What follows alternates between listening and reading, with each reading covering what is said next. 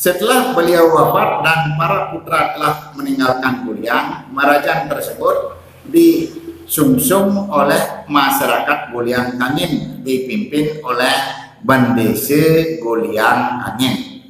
Perahyangan itu kemudian diberi nama Om Swastiastu, warganet yang beriman.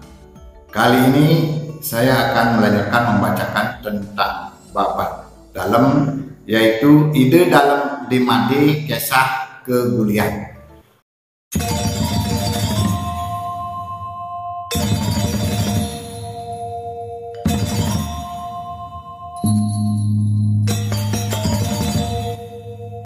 Ide dalam di Made bersama keluarga, terutama kedua putra utama, Ide Dewa Agung Pemahyun dan Ide Dewa Agung Jambe, beserta para pejabat dan banyak rakyat yang masih setia. Diperkirakan rombongan berjumlah 300 orang meninggalkan Gelgel, berjalan menuju arah barat ke daerah Guliang. Keturunan Kiai Kebon Tubuh yang tetap setia dengan Ide dalam sejak dahulu ikut dalam rombongan mengikuti perjalanan Ide dalam. Kiai Made Tubuh, putra kedua dari Kiai Tubuh Kuntang Burne, yang menduduki jabatan Demung di Pekandalan, ikut mengiringi Ide dalam ke Guliang beserta putranya yang masih kecil bersama pamannya Kiai Nyap-Nyap selaku Bendese Gegek.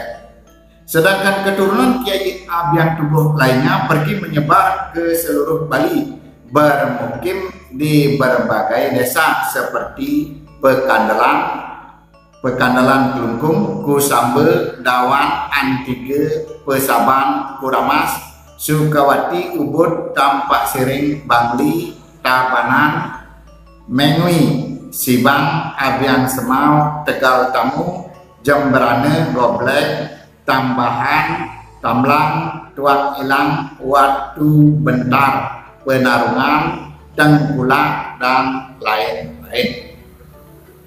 Tidak banyak yang bisa diceritakan tentang perjalanan dan keadaan Ide dalam di Made bersama para putra mengungsi di Guliang dengan asuhan para pengiring yang setia. Dalam melakukan kegiatan sehari-hari untuk memuja para leluhur, beliau membuat perahyangan yang kemudian disebut Marajan Ide dalam di Made. Setelah beliau wafat dan para putra telah meninggalkan Guliang, Marajan tersebut disumsum oleh masyarakat Guliang Angin dipimpin oleh Bendese Guliang Angin. Perahyangan itu kemudian diberi nama Pura Agung dalam di Made sampai saat ini. Selanjutnya, Ide Dewa Agung Jambe menuju desa Sidemen, sedangkan Ide Dewa Agung Pemahyun menuju desa Tampak Siring. Rakyat pengiringnya dibagi masing-masing 150 orang. Keris-keris pusaka dibawa oleh para pungakan dan para penguasa meliputi emas, talempek, cendekan, dan segala yang dibawa dari Gelgel. Dikisahkan bahwa keris tanda langlang dibawa ke Tampak Siring, selanjutnya dibawa oleh putranya Dewa Agung Pemahyun putra ke Pejeng. Dalam perjalanan Ide Dewa Agung Jambe menuju desa Sidemen, pengiring beliau saat tiba di daerah Alasari dibagi menjadi dua kelompok. Kelompok pertama sebanyak 150 orang melanjutkan mengiringi beliau ke Sidemen. Sebagian lagi 150 orang tetap tinggal di Alasari. Oleh karena di tempat ini para pengiring dibagi dua atau dipah, maka daerah tersebut sekarang disebut Belah Pane yang mempunyai arti belah pane, dibagi dua. Warganet yang beriman, sekarang saya akan membacakan Ide Dewa Agung Jambe pindah ke Sidemen. Sebelumnya diceritakan keadaan di Sideman, ide Dewa Anom Pemahyun di Made, putra ide dalam Anom Pemahyun yang tinggal di Sideman, merasa sedih mengenang kehancuran kerajaan Gelgel. Terkenang pula akan pamannya ide dalam di Made yang telah meninggalkan keraton Gelgel menuju desa Guliang akibat ambisi Kiai Agung Maruti yang ingin berkuasa sebagai raja. Beliau berhasrat untuk menegakkan kembali kebesaran dan kewibawaan para leluhur terdahulu, ingin merebut kembali keraton Gelgel. Beliau mengutus putra Kiai Anggurah Sideman di Made menghadap ide dalam di Made di Guliang guna menyusun perundingan untuk merebut kembali Gelgel. Utusan dikirim secara rahasia, namun terjadi halangan akibat gangguan dari orang-orang Kiai Agung Maruti dari Gelgel. Untuk menindaklanjuti keinginan tersebut, ide Dewa Anom Pemahyun di Made menghadap Bagawanta di Sukaton untuk menyampaikan keinginan Baginda. Wahai Sang Maha Pendeta, adakah kebenaran dari keinginan saya? Kalau diandaikan diri saya di sini, keindahannya hanya seperti pepohonan yang tumbuh subur di atas kuburan, keindahan di atas kematian. Sekarang dengan ketulusan hati saya memohon restu untuk menuntut balas. Berikanlah saya petuah agar dapat menaklukkan lawan yang durhaka.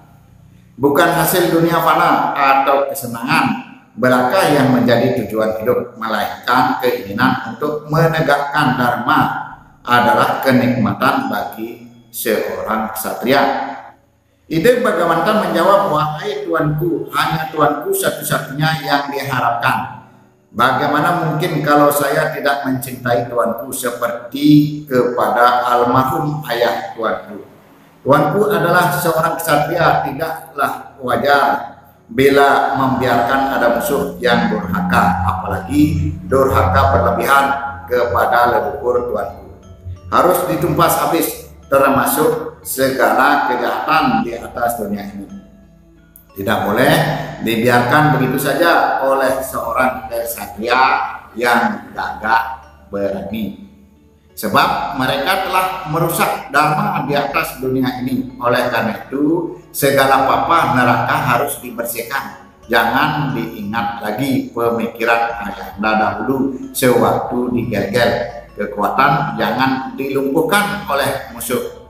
Demikian petuah Sang Maha Pendeta beruang seraya mendesak beliau agar segera mengingat kembali tali kekeluargaan dengan ide dalam di Made yang saat ini sedang berada di Guliang.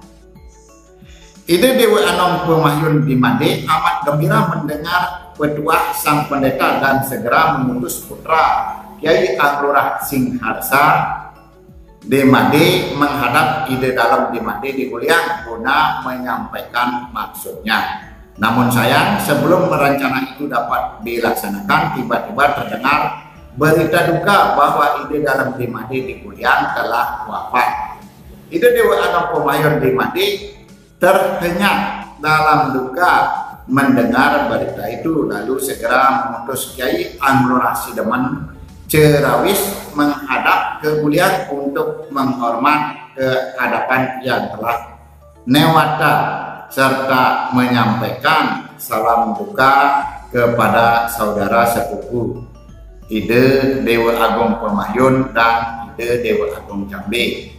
Jenazah Baginda di Plebon ditenggalin dengan upacara lengkap. Suatu hari ide Dewa Anom Pemahyun di Made berencana mengutus Kiai Anggurah Singharsa menghadap ke Guliang untuk menjemput ide Dewa Agung Jambe agar berkenan tinggal bersama di Sideman. Rencana memang tidak mesti terlaksana. Secara mendadak ide Dewa Anom Pemahyun di Made di Sideman dipanggil Tuhan dengan meninggalkan putra putri yang masih kanak-kanak. Tercengang rakyat Sideman menerima kenyataan ini, tidak mengerti apa yang harus diperbuat, ibarat hutan ditinggal pergi. oleh Sang Singa. Ide Dewa Agung Jambi di Guliang memutuskan untuk berangkat ke Sidemen karena yakin akan cinta kasih saudara sepupunya yang tulus di Sidemen, sehingga bersedia tinggal bersama di kaki bukit Dewangga di dusun Ulah Sidemen. Beliau berangkat dengan pengiring 150 orang dan setelah sampai di Sidemen disambut situasi duka. Sidemen dalam keadaan berkabung atas mangkatnya sepupunya. Beliau hanya bertemu para ponakan, putra putri ide Dewa Anom Pemahyun di Made yang masih kanak-kanak. Putra sulung bernama Ide Dewa Gede Murah Pemahyun dan adiknya Ide Dewa Ayu Gede Rake Pemahyun yang diasuh oleh ibunda Ti Gusti Ayu Sapuh Jagat dan dibantu oleh Bagawanta. Ide Dewa Agung Jambi sangat mengasihi kedua keponakannya seperti layaknya anak kandung sendiri. Pada saat ini para pejabat di wilayah Sidemen beserta seluruh rakyat Sidemen mengabdikan diri kepada Ide Dewa Agung Jambi sebagai pemegang pucuk pemerintahan, sambil beliau membimbing para ponakan yang masih kecil agar taat melaksanakan kewajiban masing-masing. Beliau juga melanjutkan pembangunan tempat pemujaan yaitu Pura Penataran Agung dan Pemerajan Agung yang telah dimulai dan direncanakan oleh Ide Dewa Anom Pemahyun di Made di dusun Ulah Sidemen dahulu. Begitu dulu warganet kalian. Selanjutnya saya akan membacakan tentang Ide Dewa Agung Pemahyun pindah ke Tampak Sirih.